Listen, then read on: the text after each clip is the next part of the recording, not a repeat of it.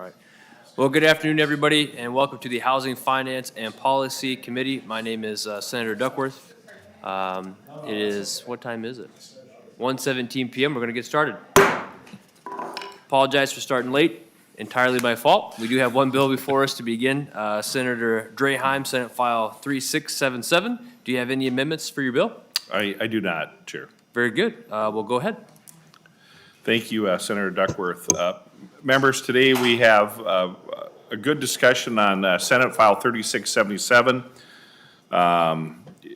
It was an attempt to, with stakeholders and work with one-time spending.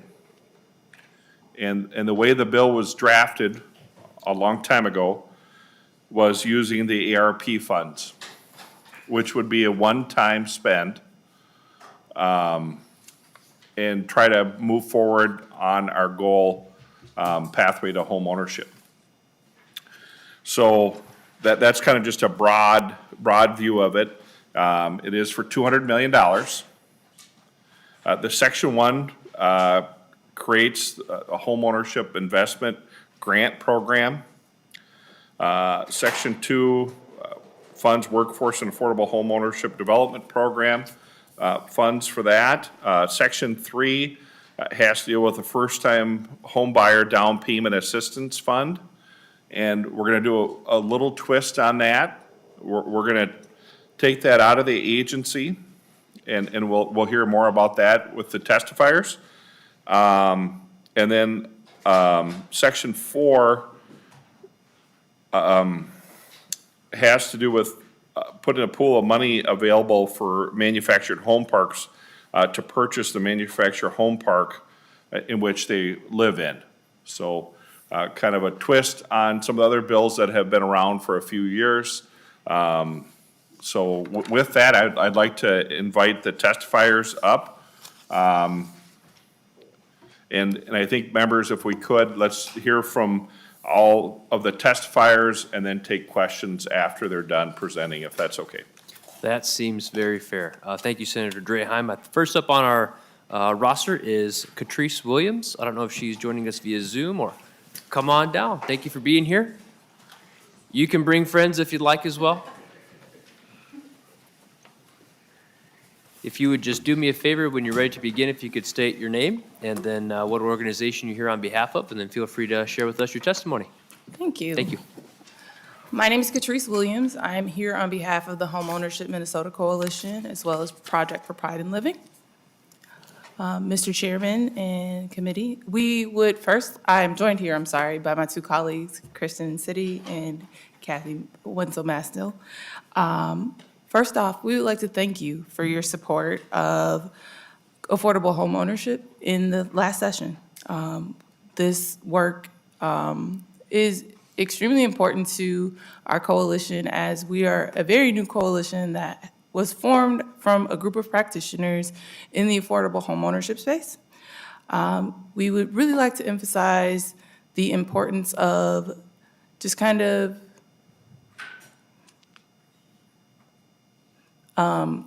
emphasize the importance of the focusing on the lack of inventory in the affordable homeownership space, as we all work with typically first-generation and first-time home buyers who land in that entry-level affordability category. So with that being said, I'm going to pass things on to my colleague, Kristen Setti. Great, thank you for this time. My name is Kristen City. I am the CEO of Habitat for Humanity of Minnesota and the co-chair of Homeownership Minnesota, the statewide coalition that Catrice mentioned. Thank you, Chair, for the opportunity to come and testify on behalf of this bill. And thank you, Chair Draheim, for leading on this bill, and to the entire committee for your leadership on affordable homeownership. We are appreciative of the elevation of affordable homeownership in last year's legislative session and of the continued emphasis on these needed investments this legislative session as well. So as I mentioned, I'm the CEO of Habitat for Humanity of Minnesota and the co-chair for Homeownership Minnesota. And our coalition is a statewide coalition that represents, that we have 16 members, and we serve the entire state through our coalition. So every county of Minnesota is reached by the members in our coalition. Homeownership Minnesota is striving to increase the state's investment in affordable homeownership production. Historically, Minnesota has invested just 0.3% of its budget on affordable housing, and Minnesota Housing's budget has been flat for the past 20 years. Considering the affordable housing crisis our state is facing, combined with the racial inequities in homeownership, this is really unacceptable. I think we all agree that we need to deepen the state's investment in affordable housing and specifically invest in affordable homeownership production. SF 3677 does that exactly and aligns with the Homeownership Minnesota legislative agenda, which you received a copy of that and some of our key stats in your handouts today. So Section 1 of the bill invests $120 million in a new program called the Homeownership Investments Grant Program. And it is designed to provide resources to Minnesota's affordable housing, community development, financial institutions, of which there are several home members who are affordable housing CDFIs. And that language may be familiar to you because there's been a lot of discussion about affordable housing CDFIs of late because of our quick ability to respond to the needs in our communities and a federal investment in that work. So Home is seeking this investment in affordable housing CDFIs and nonprofit affordable housing lenders to create new programs and services and advance the supply of affordable homeownership opportunities in Minnesota. So investing in the affordable housing CDFI community will advance production. We want to use these resources to build new and more units across the state and preserve our aging housing stock and create more owner-occupied units. CDFIs have responded to community-identified needs and have become a critical component of the COVID response, particularly in the realm of small business support and stabilization and in deploying capital rapidly. We've partnered with local levels of government to deploy urgent capital and demonstrated our ability, adaptability, and collaborative operating models. CDFIs are able to deploy capital rapidly and respond quickly to the ever-changing nature of community development work. And additionally, we have target markets that are directly aligned with those federal funds and with the goal of reaching low and moderate income households. So we are federally obligated to serve those target markets. So investing these one-time resources in CDFIs in Minnesota is aligned with those federal goals and would create an opportunity for the funds to have impacts for years to come on this work. We can create products that are nimble and respond quickly to a community-identified needs, including a strategic investment fund to respond to property purchase opportunities, innovative mortgage products that could include manufactured housing, nonprofit developer financing solutions, and home preservation efforts. Specifically, Habitat Minnesota is an example of one of these. So we are currently deploying CDFI rapid response dollars to stabilize nonprofit developers around the state and keep production moving forward in this environment. Just today, I learned that Habitat affiliates around the state are expecting an increase in cost to produce a Habitat home between 30 and 50% year over year. That's a big cost for a nonprofit developer.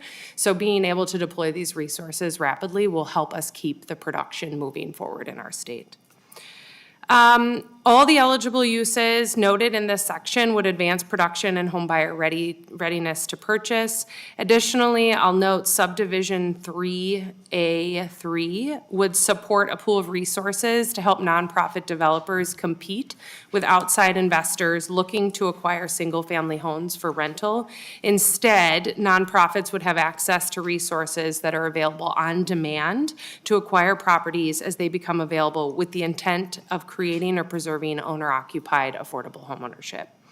This type of work is relevant in both the metro and in greater Minnesota, where the housing stock is aging and workforce housing is needed.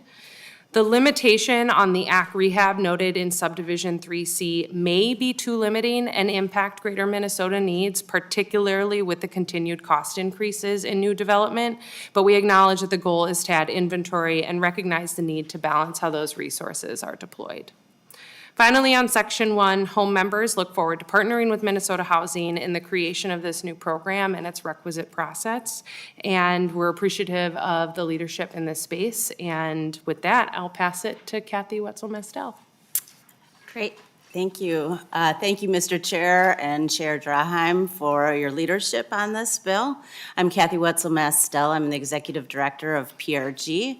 I'm also co-chair of the Home Coalition. I'm going to first talk about Section 2, which is the Workforce and Affordable Homeownership Program. This is a program that's been in existence for several years, although last year was the first time it had any significant funding. The focus of that program is exclusively around production. The Home Coalition defines production as new construction and of acquisition, rehab, resale. And the latter is because the units that we acquire for that activity are typically functionally obsolete. They're not something that an owner-occupant could take on as a home improvement project. So we consider those as production. I think it's really important for the committee to understand, and I know you've been asking questions about what constitutes production. Some of you may know that the Impact Fund, which is the other fund that funds production, also funds standalone down payment assistance and owner-occupied rehab. So we're actually talking about units of new construction or significant renovation through acquisition, rehab, and resale. You all know, I'm sure, being housing committee members, that we're in a historic place in terms of the lack of inventory. It is just an unbelievable challenge to the communities that we try to serve, both in greater Minnesota and here in the metro, particularly for those of us that are focused on addressing the racial homeownership gap. I think it's a little bit less understood that the private market is not going to serve the communities we seek to serve. And that's just, the numbers don't add up. It's why we see high-end housing development happening and very little affordable market-driven housing created. I think we also know, and I know this from my colleagues on the Home Coalition, that larger rental projects, tax credit projects, for example, don't work in many of the smaller communities across the state, and that affordable ownership is often the only feasible addition to local housing stock in those communities.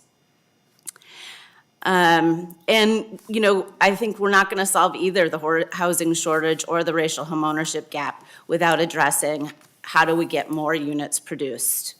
We also know that we're an important part of the affordable housing continuum.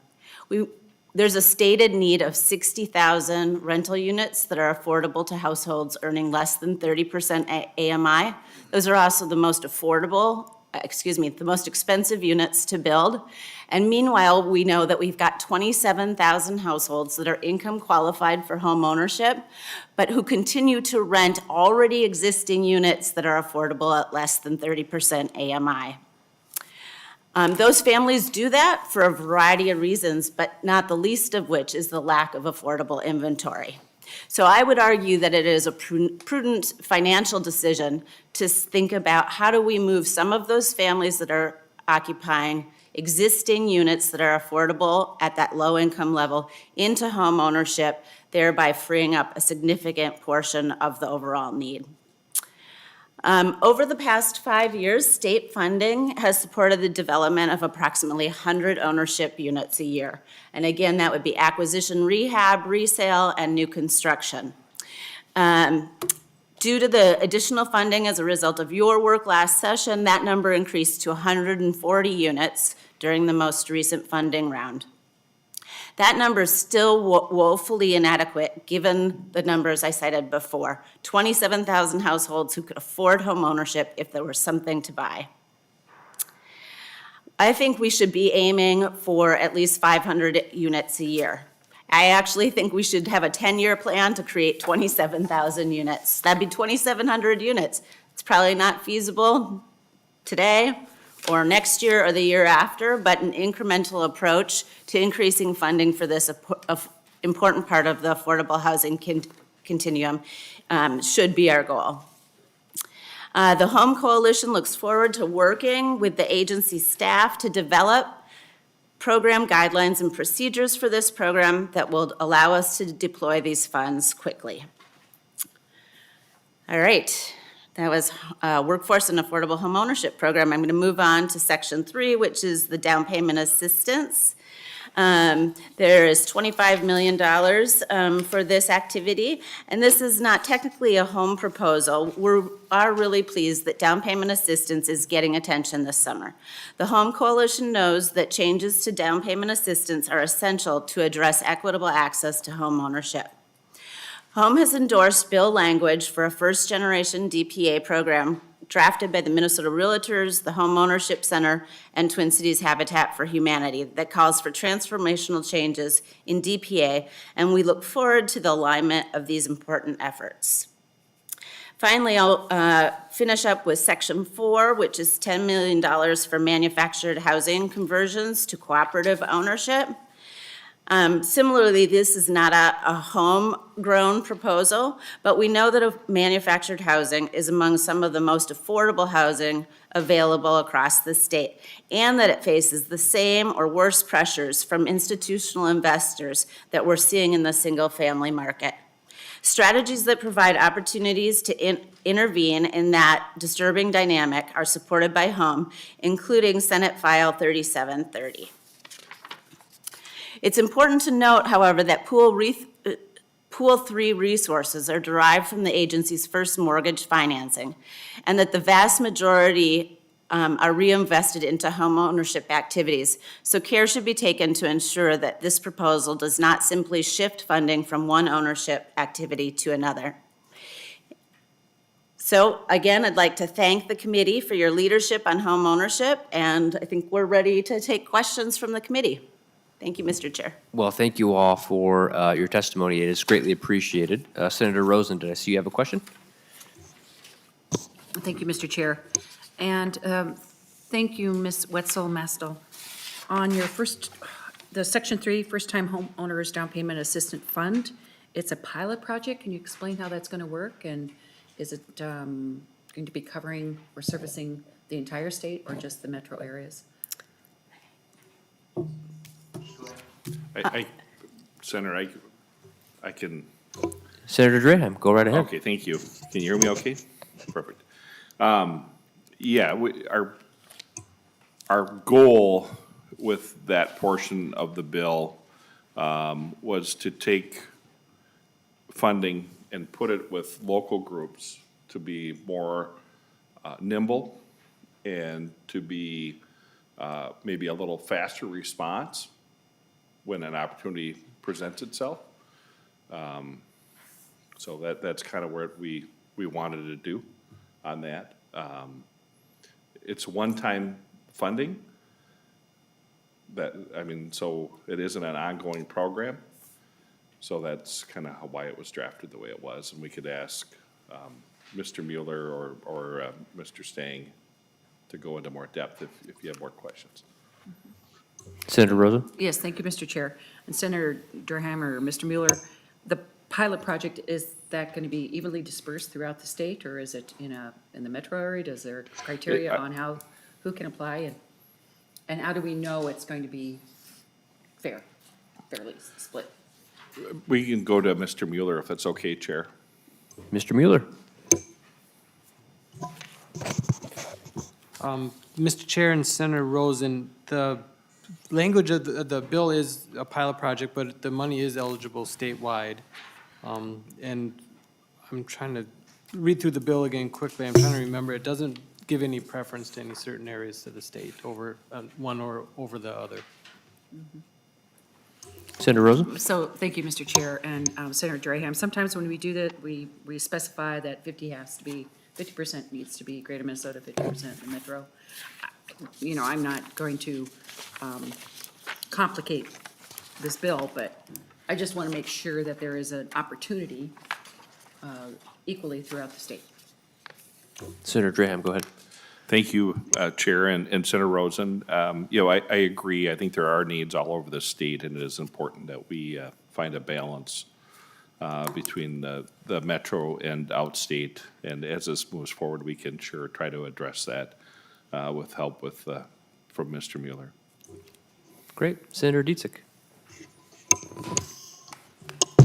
Thank you, Mr. Chair. Thank you to all of you. I appreciate this bill. I have, well, first I will make a comment. So on the first-time home buyers program, just so we kind of understand the magnitude, so in Minnesota, we have the, at least in the metro area, we have the worst disparities gap. I probably should like show my camera, sorry. I'm not used to looking at the camera and talking to everybody. Flip here. We have the worst disparity gap in the country here in the metro. And so how do we close that disparities gap? People of color, the home ownership rate is about 44%. For white families, it's about 77%. I think overall it's about 72%. So how do we close that gap? And people wonder why that's important. Well, that's how families build wealth and equity and get invested. You know, renters can be invested in their community, but it helps build wealth. So how do we close that gap?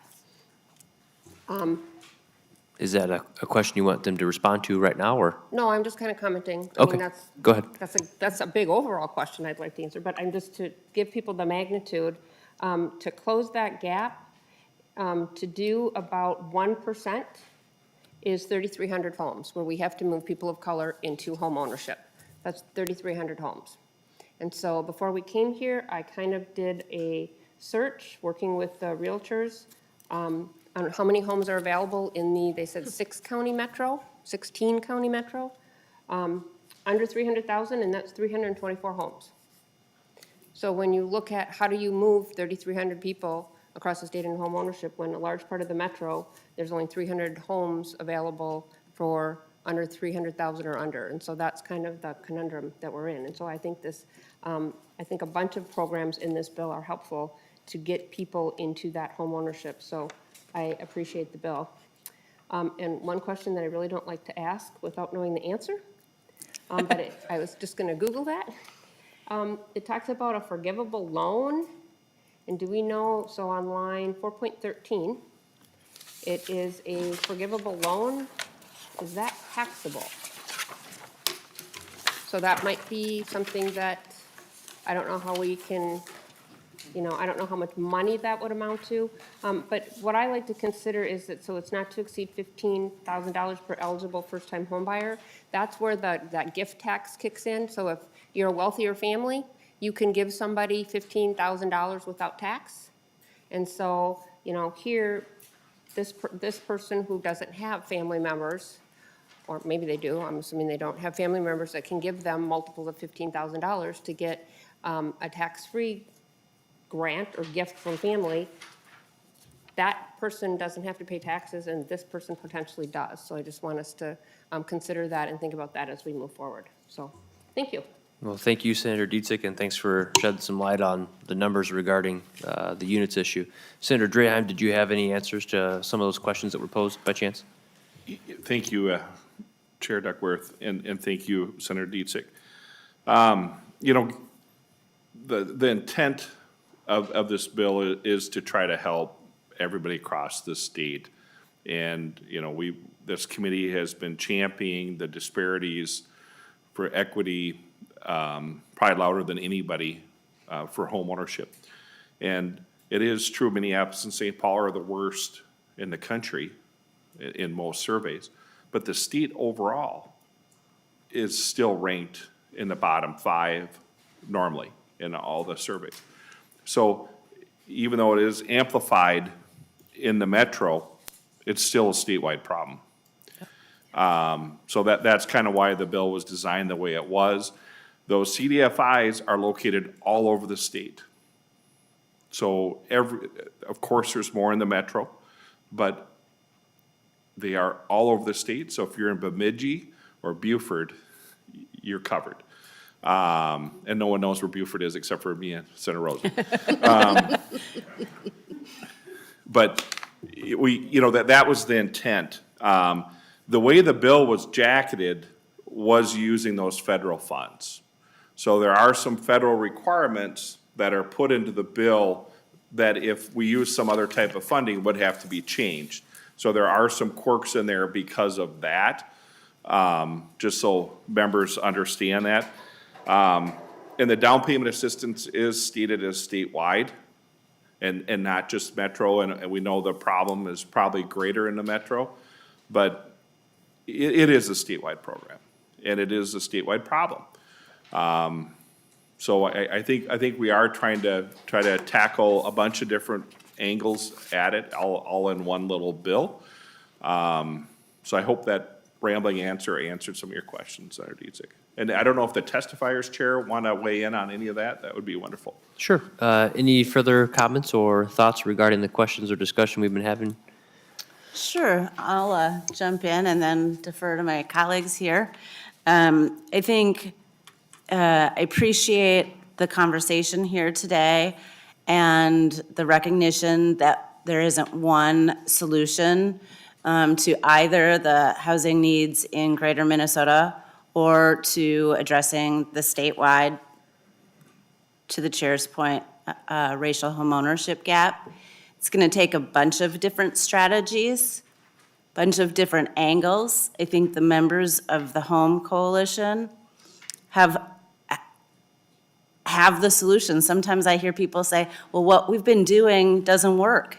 And I'll say, I welcome you to come visit me at PRG, and I'll sit down and run through our results with you, and I'll argue until I can't do this work anymore that we do know what works. We just haven't been doing it at the right scale. So we appreciate that this bill is not singularly focused on attacking the problem from one perspective, but is well-rounded. And again, really appreciate this committee's leadership role on this subject. Anything further? You don't have to unless you really want to. I think, looks like, Kathy did a nice job summarizing. very good, sounds good. Senator Dietzick, did you have any follow-up? Yes, if you wouldn't mind, thank you. Please, go ahead. So this is just another, again, random question. But as we're moving more and more people into homeownership on the manufactured homes, which I think we need to, I think that is a good option, do they get counted when we do these metrics on, homeownership data on, that we gets us to that 77% of white families and whatever? I mean, that's just a question. A lot of times they weren't homeownership before. Anybody have an answer to that? Yeah. Otherwise, that's something we could certainly dig into. No, I think we should, because I think as we're allowing more people to move into that home ownership opportunity, I think we should make sure that we are capturing those numbers. And with that, on the report that is due, starting on line 613, we might want to ask a racial makeup, just to again see, are we moving people of color into manufactured home ownership opportunities? Fair enough. Thank you. Any response or? Good, okay. Senator Port? Thank you, Mr. Chair. Again, Chair Draheim, thank you for bringing this bill. I think these are important conversations, and I like the way it sort of spans a lot of different paths that we have to start closing the home ownership gap, to really make the investments in manufactured housing. I appreciate all of that, and I know that a lot of this was written with ARP funds in mind. I'm wondering if you have an openness to potentially a different funding source, the surplus that we have here in the state at the moment. I'm just thinking about a couple of particular things with, as Senator Dietzick was talking about with the pilot program, those have to be loans. They can't be grants, just because that's the restrictions of the ARP funding, but that would not necessarily be true if we funded it with state dollars. And the ARP funding requires additional reporting, which one of the things I've consistently heard from groups like Habitat that are doing this incredible work is that they already fill out incredibly onerous paperwork for every program. And so the more that we can do to sort of limit that paperwork and remove those restrictions, I think the better off we are. So just as this is moving forward, would be interested in seeing if you're open to that conversation. Certainly, it's probably above both of our pay grades, making those decisions. But thinking about things like that, the way we can make it the most effective to these groups possible, I think is worth keeping in mind. Senator Draheim? Thank you, Chair, and thank you, Senator Port, for the comments and questions. And I think you're absolutely right on, it's above our pay grade to decide that. There'll be a handful of people deciding how things move forward at the end of session, and then we'll react to it. We're laying the groundwork to what we think is part of the solution for housing in Minnesota. And I think we just found the new chief author of a bill for revising the applications for the agency. So, I'd be happy I'm to sure take she'll get right on, on Mr. that. Chair. so, anyway, but I appreciate the comments, and I think we're all on the same page or direction here. Devil's always in the details, and, you know, as we move forward, when we drafted this bill, we thought we had a really good idea to use those leftover federal dollars to really make a difference. Now, we can't control what happens up here.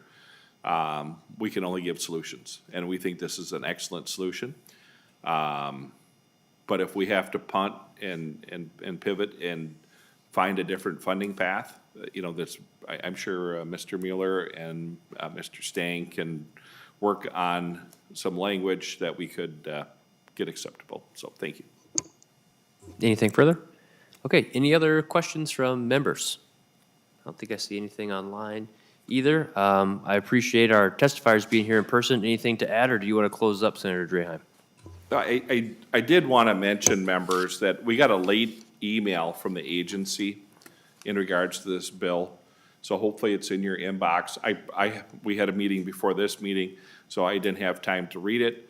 But there is a letter that looks mainly positive for first glance at it. Senator Rest, I believe, has a question. Chair Duckworth. Senator Rest, please. Thank you. Mr. Chairman and Mr. Chairman, I did have a chance to read that, and I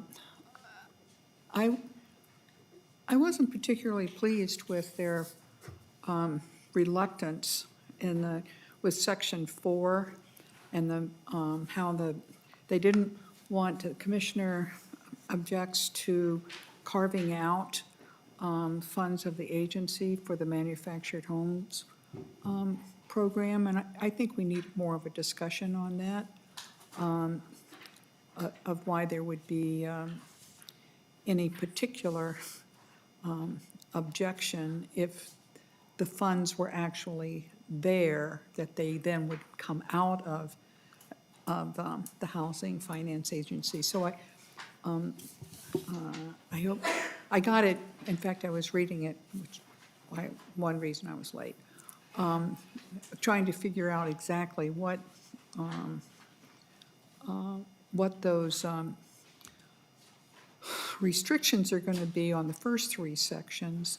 And you explained that in terms of figuring out the federal requirements for those programs and those the federal funds that are used there. But then Section 4, that is not, it's a different issue. So I hope we keep that in mind, and hope we come back to this to talk more about how we can be advocates for the manufactured homes program that you're calling for in your bill, and answer why and discuss why the housing agency does not want to carve out from their funds for this program. Great point. Thank you. Senator Draheim. Thank you, Chair. And thank you, Senator Rest. You know, for those that haven't really looked at the bill, you know, that Section 4 is really a pretty small pot for the agency, in my opinion. It's $10 million in a pool to help these residents of mobile home parks to purchase the parks, to keep that affordable home ownership as an option. There is a small interest rate that we thought would help cover the admin cost of the program. It's 2%. So I hope we can keep that concept in discussion as we move forward towards the end of the session. So thank you. Anything further? Any closing comments you'd like to offer?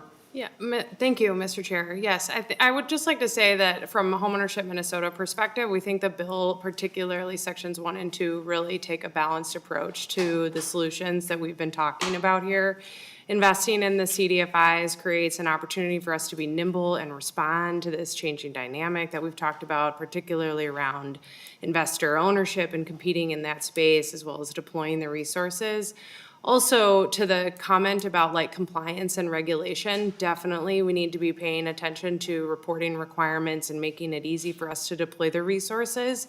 And I would say that the CDFIs particularly and nonprofit lenders are well-versed in working with federal resources and managing through those compliance requirements that come with those funds. And then I also just wanted to comment on, Kathy mentioned that we really need to have all the solutions on the table here, and we've got to accelerate production really fast. The Workforce and Affordable Homeownership Fund, putting a really strong investment, as this bill does, into that pool will really help nonprofit developers plan ahead and be able to respond more quickly and know that there's a reliable resource there so we can build our capacity and deploy those funds more rapidly and build more units across the state. So. Very good, thank you. Senator Draheim, anything further regarding Senate File 3677? No, I just appreciate everybody's time, and we will be getting into more and more bills here in the coming weeks with different concepts.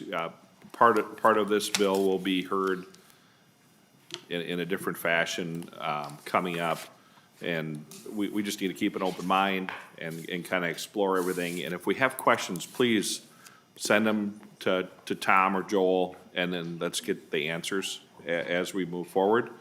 I think we have a great opportunity this year to get something done.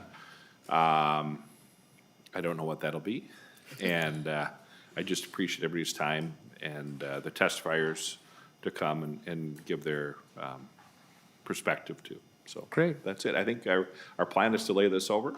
That it is. Thank you very much. So- Senate File 3677 will be laid over for possible inclusion. That being said, Mr. Chair, do you have any closing remarks before we adjourn? Members, we do have a rent control bill up on Thursday. So kind of building on the last hearing. So that's what the agenda is coming up on Thursday. So stay tuned. Very good. We are adjourned.